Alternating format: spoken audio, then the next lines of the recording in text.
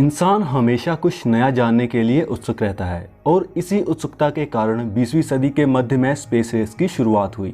अंतरिक्ष को जीतने की इस होड़ में यूएसएसआर और यूएसए आमने सामने थे और मानो उस समय पूरी मानवता ही अंतरिक्ष की तरफ नजरें गड़ाए हुए थी। इसी स्पेस रेस के नतीजतन रशियन कॉस्मोनॉट यूरी गैगरिन अंतरिक्ष तक का सफर करने वाले पहले इंसान बने और अमेरिकन एस्ट्रोनॉट नील आर्मस्ट्रॉन्ग ने चांद पर पहला कदम रखकर अपने क्रू मेंबर्स और अमेरिका की अगुवाई की। इतिहासकारों के अनुसार उस समय जिस तेजी से टेक्नोलॉजिकल डेवलपमेंट्स हो रहे थे, ऐसा इंसानी इतिहास में पहले कभी नहीं हुआ था। दोस्तों, ये तो थी इतिहास की बातें, मगर वर्तमान में भी एक स्पेस रेस अपने चरम पर है और यह रेस किन्हीं देशों में ना होकर दो व्यक्तियों के बीच जारी है। ये दोनों ही व्यक्ति अमेरिकन हैं। यहाँ मैं बात कर रहा हूँ विख्यात अमेरिकी उद्योगपति एलोन मस्क और दुनिया के सबसे अमीर व्यक्ति जेफ बेजोस के बारे में। ये दोनों अपने करियर की शुरुआत से ही एक दूसरे के प्रशंसक रहे हैं, मगर आज के समय में इन दोनों व्यक्तियों के झगड़े अखबारों की हेडलाइंस बनते हैं। इसीलिए आज हम जानेंगे कि इन दोनों के बीच चले इस झगड़े की शुरुआत कैसे हुई और इस स्पेस रेस को कौन जीत रहा है। लेकिन दोस्तों, आगे बढ़ने से पहले अगर आप भी ऐसी और इंटरेस्टिंग वीडियोस देखना पसंद करते हैं तो हमारे चैनल हिंदी इन्फॉर्मेंट को सब्सक्राइब करना ना भूलें और बेल आइकन को जरूर दबाएं। सबसे पहले इन दोनों व्यक्तियों के बारे में थोड़ा जान लेते हैं। जेफ बेजोस का पूरा नाम जेफरी प्रेस्टन बेजोस है। वह अमेरिकन इंटरनेट एंटरप्रेन्योर और इंडस्ट्रियलिस्ट हैं। हम उन्हें विख्यात ई कॉमर्स कंपनी अमेज़न के फाउंडर के तौर पर जानते हैं। इनका जन्म 12 जनवरी 1964 को मैक्सिको में हुआ था। वर्ष 2017 से ही वह दुनिया के सबसे अमीर व्यक्ति बने हुए हैं। अब बात करते हैं एलोन मस्क की। इनका पूरा नाम एलोन रीव मस्क है। मस्क का जन्म 28 जून 1971 को साउथ अफ्रीका में हुआ था। पेपाल और टेस्ला जैसी टेक कंपनीज को आज इतने ऊंचे मुकाम पर पहुंचाने में मस्क का काफ़ी महत्वपूर्ण योगदान रहा है, मगर ज़्यादातर लोग उन्हें एरोस्पेस कंपनी स्पेस एक्स के फाउंडर के तौर पर जानते हैं। फोर्ब्स मैगजीन के अनुसार वर्ष 2016 में वह दुनिया के 21वें सबसे शक्तिशाली व्यक्ति थे। इसी मैगजीन ने उन्हें 2019 में most innovative leader of the earth चुना था।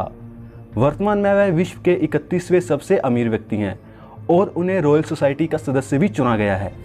दोस्तों, अब जानते हैं कि इन दोनों खरबपतियों के बीच चली इस स्पेस रेस की शुरुआत कैसे हुई। 1980 और 90 के दशक में एप्पल और माइक्रोसॉफ्ट जैसी कंपनियां प्रतिस्पर्धा में थी। यहाँ बिल गेट्स और स्टीव जॉब्स आमने सामने थे। वहीं दूसरी तरफ दो जीनियस दुनिया पर अपनी छाप छोड़ने के लिए तैयार हो रहे थे। एलोन मस्क बचपन से ही काफ़ी प्रतिभाशाली थे, मगर स्कूल में वह काफ़ी बुली किए जाते थे, जिस कारण वे अपना ज़्यादातर समय अलग अलग विषयों की किताबें पढ़ने और कंप्यूटर प्रोग्रामिंग सीखने में बिताते थे। उन्हें बचपन से ही अंतरिक्ष में दिलचस्पी थी और वे हमेशा इससे रिलेटेड कॉमिक्स पढ़ते रहते थे। मात्र 12 वर्ष की उम्र में उन्होंने बेसिक बेस्ड वीडियो गेम बना डाली थी, जो कि उस समय की टेक्नोलॉजी के हिसाब से काफ़ी बड़ी बात थी। इस वीडियो गेम को उन्होंने $500 में बेच दिया, जो कि उनकी पहली कमाई थी। बचपन के बाद से ही वह हमेशा शिफ्ट होते रहे। पहले वह साउथ अफ्रीका से कनाडा आए और फिर कनाडा से अमेरिका आ गए। वर्तमान में उन्हें अमेरिका की भी नागरिकता हासिल हो गई है। वहीं अगर बात करें बेजोस की, तो बेजोस भी बचपन से ही जीनियस थे और अंतरिक्ष तारों आकाशगंगाओं में काफ़ी रुचि रखते थे। वह अपने स्कूल के दिनों से ही नेशनल मेरिट होल्डर रहे हैं। दोस्तों, आपको जानकर हैरानी होगी कि जब बेजोस पैदा हुए थे तब उनकी मां की उम्र मात्र 17 वर्ष थी और उस समय वह एक स्कूल स्टूडेंट थी।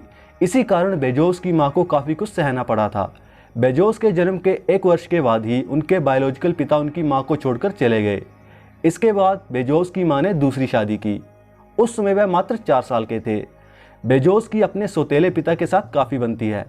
दूसरी शादी के बाद वह अपने पेरेंट्स के साथ अमेरिका शिफ्ट हो गए। वर्ष 1986 में जेफ बेजोस ने प्रिंसटन यूनिवर्सिटी से electrical engineering and computer sciences में अपनी ग्रेजुएशन कंप्लीट की और जॉब करने के लिए वॉल स्ट्रीट चले गए, जहां उन्होंने लगभग 1 दशक तक बैंकिंग सेक्टर में जॉब की। वहीं एलोन मस्क उस समय स्कूल स्टूडेंट थे। 1989 को 17 वर्ष की उम्र में एलोन मस्क कनाडा आ गए और क्वींस यूनिवर्सिटी में पढ़ाई करने लगे। वर्ष 1992 में मस्क ने पेंसिल्वेनिया यूनिवर्सिटी से बिजनेस और फिजिक्स के क्षेत्रों में डिग्री हासिल की। इसके बाद वह एनर्जी फिजिक्स में पीएचडी करने के लिए यूनिवर्सिटी ऑफ कैलिफोर्निया आ गए, मगर 2 दिन में ही वह ड्रॉप आउट हो गए। वर्ष 1995 में उन्होंने अपने भाई किम्बल मस्क के साथ मिलकर Zip2 नाम की कंपनी बनाई, जो कि एक ऑनलाइन सिटी गाइड थी। दूसरी तरफ वर्ष 1994 में बेजोस ने अपनी नौकरी से इस्तीफा दे दिया और अपने सपने को पूरा करने के लिए काम करने लगे। उन्होंने अपने सपने को अमेज़न नाम दिया, जिसकी शुरुआत उन्होंने एक ऑनलाइन बुक स्टोर के तौर पर की थी। लॉन्च होने के 1 महीने बाद तक अमेज़न विश्व भर के 45 देशों में ऑनलाइन किताबें बेच चुकी थी। दूसरी ओर वर्ष 1999 में मस्क ने अपनी कंपनी Zip2 को कॉम्पैक्ट कंप्यूटर कॉरपोरेशन को $307 मिलियन कैश और 34 मिलियन स्टॉक के एवज में बेच दिया। इसे बेचकर हासिल हुए पैसों से एलोन मस्क और किम्बल मस्क ने X.com की स्थापना की, जो कि एक ऑनलाइन फाइनेंशियल सर्विस कंपनी थी। आगे चलकर यह कंपनी पेपाल के रूप में प्रचलित हुई। वही अमेज़न अब सिर्फ किताबें ही नहीं बल्कि म्यूजिक सीडीज और वीडियोस भी ऑनलाइन बेचने लगी थी। वर्ष 1998 को बेजोस ने अमेज़न को और डाइवर्सिफाई किया और अब कस्टमर्स अमेज़न से कपड़े, खिलौने तथा इलेक्ट्रॉनिक सामान जैसी कई वस्तुएं खरीद सकते थे। वर्ष 1999 आते आते अमेज़न ई कॉमर्स के क्षेत्र में एक अग्रणी कंपनी बन चुकी थी। दूसरी ओर पेपाल भी काफी मुनाफा कमा रही थी। इस समय तक ये दोनों उद्योगपति कभी एक दूसरे से नहीं मिले थे। आखिरकार वर्ष 2000 में बेजोस ने अपनी private funded aerospace company blue origin की स्थापना की। इसका मकसद स्पेस ट्रैवल के लिए सस्ती टेक्नोलॉजी डेवलप करना तथा स्पेस टूरिज्म को बढ़ावा देना है। वर्ष 2002 में पेपाल को ईबे द्वारा एक्वायर कर लिया गया और इस डील के साथ ही मस्क बिलियनियर्स की लिस्ट में शामिल हो गए। इस डील से मिले पैसे से मस्क ने विख्यात एरोस्पेस कंपनी स्पेस एक्स की स्थापना की, जिसका मकसद स्पेस ट्रैवल को सस्ता करना और मंगल ग्रह पर ह्यूमन कॉलोनीज को सेटअप करना है।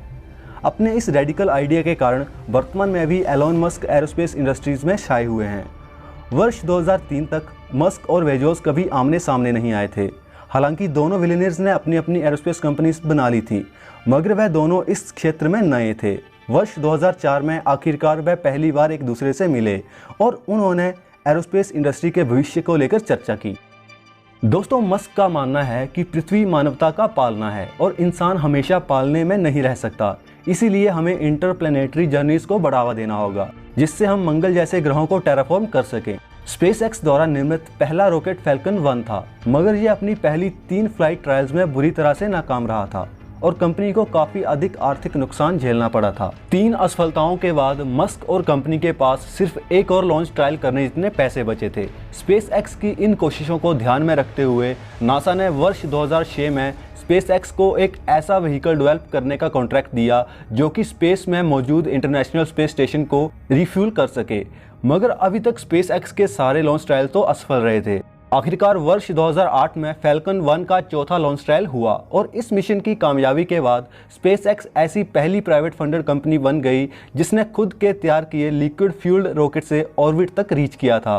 वहीं वर्ष 2008 में ब्लू ओरिजिन ने पब्लिकली अनाउंस किया कि वह न्यू शेपर्ड नाम के रॉकेट का निर्माण कर रहे हैं, जिसका वर्ष 2011 तक अनक्रूड फ्लाइट टेस्ट होगा और अगर सब कुछ सही रहा तो वर्ष 2012 में इसका क्रूड मिशन फ्लाइट टेस्ट होगा। वही अगर बात करें स्पेस एक्स की तो वर्ष 2009 यानी कि सक्सेसफुल लॉन्च के 1 वर्ष के बाद ही यह पहली प्राइवेट एरोस्पेस कंपनी बन गई जिसने एक कॉमेरिकल सैटेलाइट को सफलतापूर्वक ऑर्बिट में स्थापित किया था। वर्ष 2012 में स्पेस एक्स ऐसी पहली एरोस्पेस कंपनी बन गई जिसने इंटरनेशनल स्पेस स्टेशन तक स्पेसक्राफ्ट भेजा था। दूसरी तरफ ब्लू ओरिजिन की पूरी टाइमिंग गड़बड़ा गई थी। दोस्तों, यहाँ तक तो ये दोनों एक दूसरे के प्रतिद्वंदी थे, मगर इनके बीच झगड़े की शुरुआत वर्ष 2013 से हुई। उस समय कैनेडी स्पेस सेंटर के ऐतिहासिक लॉन्च पैड 39A को प्राइवेट एरोस्पेस कंपनीज को लीज पर देने का प्रस्ताव रखा गया।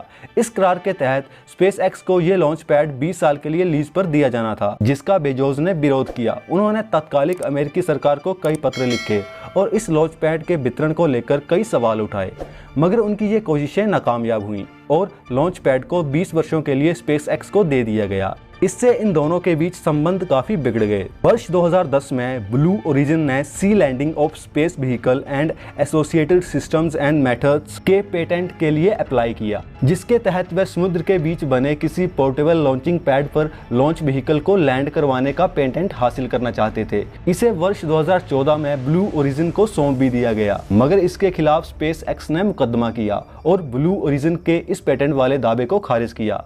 अंत में वर्ष 2015 में फैसला स्पेस एक्स के हक में आया, जो कि मस्क के लिए एक बड़ी जीत थी। इस घटना के बाद ये दोनों खरबपति एक दूसरे के कट्टर विरोधी हो गए। ब्लू ओरिजिन और स्पेसएक्स दोनों ही कंपनियां VTBL यानी कि वर्टिकल टेक ऑफ और वर्टिकल लैंडिंग टेक्नोलॉजी को डेवलप करने में लगी थी। एक तरफ जहां स्पेसएक्स 2012 से ही वर्टिकल लैंडिंग प्रोटोटाइप व्हीकल को बनाने और लॉन्च ट्रायल करने में लगा था, वहीं ब्लू ओरिजिन अपने फ्यूचर प्रोजेक्ट्स को लेकर चुप्पी साधे हुए थी। आखिरकार 23 नवंबर 2015 को ब्लू ओरिजिन ने अपने sub orbital rocket New Shepard को लॉन्च किया। ये रॉकेट पृथ्वी की सतह से 100 किलोमीटर ऊपर तक गया और फिर सक्सेसफुली वर्टिकल लैंडिंग की। ब्लू ओरिजिन की इस कारनामे ने एरोस्पेस इंडस्ट्री में तहलका मचा दिया। एलोन मस्क ने भी इस उपलब्धि के लिए बेजोस को बधाई दी, मगर साथ में एक तंज भी कसा, क्योंकि न्यू शेपर्ड से पहले स्पेसएक्स अपने कई छोटे प्रोटोटाइप प्रोजेक्ट्स में सक्सेसफुली वर्टिकल लैंडिंग को अंजाम दे चुका था। इसके लगभग एक महीने के बाद ही यानी कि 21 नवंबर 2015 को स्पेसएक्स ने फैल्कन 9 को लॉन्च किया। इस व्हीकल ने लो अर्थ ऑर्बिट में कमर्शियल सैटेलाइट्स लॉन्च किया और फिर सक्सेसफुली वर्टिकल लैंडिंग की। इन दोनों कंपनियों के सफलतापूर्वक परीक्षणों से अंतरिक्ष विज्ञान में रीयूजेबल रॉकेट का दौर शुरू हो गया। 2015 में बेजोस ने ब्लू ओरिजिन का लॉन्ग टर्म विजन दुनिया के सामने रखा, जिसमें वह स्पेस को कोलोनाइज करने और चंद्रमा पर इंसानों को बसाने की कल्पना कर रहे थे। इसी दौरान एक टीवी इंटरव्यू में बेजोस से मस्क के मंगल ग्रह को टेराफॉर्म करने वाले आइडिया के बारे में पूछा गया। इस पर बेजोस ने मस्क की खिल्ली उड़ाते हुए कहा कि जो लोग मंगल ग्रह पर जाने की बात कर रहे हैं वह पहले माउंट एवरेस्ट की चढ़ाई करके देखें। यही नहीं दोस्तों, ये दोनों उद्योगपति ट्विटर पर भी एक दूसरे से काफी ज्यादा झगड़ते हैं। वर्ष 2017 में स्पेसएक्स ने उस समय कमाल कर दिया जब उन्होंने पहले से यूज किए फैल्कन 9 रॉकेट से सक्सेसफुली एक कार्गो इंटरनेशनल स्पेस स्टेशन तक पहुंचा दिया। अंतरिक्ष विज्ञान के क्षेत्र में ये एक बड़ी उपलब्धि है, क्योंकि स्पेसएक्स ऐसा कारनामा करने वाली पहली कंपनी बन चुकी है। दूसरी तरफ ब्लू ओरिजिन भी रीयूजेबल रॉकेट्स को यूज कर चुकी है, मगर ये सब सिर्फ टेस्ट फ्लाइट्स थी। ब्लू ओरिजिन अभी तक कोई भी सैटेलाइट लॉन्च नहीं कर पाई है। बेजोस के अनुसार वह वर्ष 2022 तक अपने न्यू ग्लेन नाम के रॉकेट से कई कमर्शियल सैटेलाइट्स लॉन्च करेंगे, मगर अभी वह स्पेसएक्स से काफी पीछे है। दोस्तों, एलोन मस्क ने असली कारनामा तो इसी वर्ष यानी कि 2020 में किया है। 30 मई को स्पेसएक्स ने नासा के साथ मिलकर पहली ह्यूमन स्पेस फ्लाइट डेमोन्स्ट्रेशन को अंजाम दिया। इस मिशन का नाम डेमो 2 रखा गया था, जिसके तहत स्पेसएक्स द्वारा निर्मित रॉकेट फैल्कन 9 और स्पेसक्राफ्ट क्रू ड्रैगन का इस्तेमाल करके पहली बार किसी प्राइवेट एरोस्पेस कंपनी ने 2 एस्ट्रोनॉट्स को इंटरनेशनल स्पेस स्टेशन पर भेजा था और सक्सेसफुली डॉक किया था। अपनी इस सफलता के बाद स्पेसएक्स ने ब्लू ओरिजिन को काफी पीछे छोड़ दिया है। अगर बात करें इन दोनों कंपनीज के फ्यूचर प्रोजेक्ट्स के बारे में, तो स्पेसएक्स मंगल ग्रह पर मानव बस्ती बसाना चाहता है और इसके तहत मस्क 2024 तक इंसानों को मंगल ग्रह पर पहुंचाने का सपना देखते हैं। वहीं ब्लू ओरिजिन और जेफ बेजोस पृथ्वी से ऊपर अंतरिक्ष में स्पेस कॉलोनीज बनाने का सपना देख रहे हैं। वे स्पेस टूरिज्म को शुरू करने पर विचार कर रहे हैं, जिसके तहत प्रति व्यक्ति स्पेस में जाने की कीमत लगभग 1 या 2 करोड़ रुपए हो सकती है। अगर इन दोनों व्यक्तियों के झगड़े की बात करें तो वर्तमान में भी ये दोनों एक दूसरे पर कटाक्ष व तंज कसते रहते हैं, जो कि अखबारों की हेडलाइंस बनते हैं। अब आखिरी सवाल ये कि इस स्पेस रेस को कौन जीत रहा है? इस सवाल का जवाब अभी संभव नहीं है, मगर जिस तेजी से स्पेसएक्स ने मात्र वर्षों के अंदर ही इंसानों को स्पेस में पहुंचा दिया है, इस हिसाब से स्पेसएक्स ब्लू ओरिजिन से काफ़ी ज़्यादा आगे चल रही है। दोस्तों, ये दोनों व्यक्ति स्टारलिंक और काइपर प्रोजेक्ट्स को लेकर भी प्रतिस्पर्धा में हैं। अगर आप इस बारे में और जानना चाहते हैं तो हमें कमेंट करके जरूर बताएं, और अगर आपको आज का एपिसोड पसंद आया हो तो इसे लाइक करें, दोस्तों के साथ शेयर करें और चैनल को सब्सक्राइब करना ना भूलें। धन्यवाद।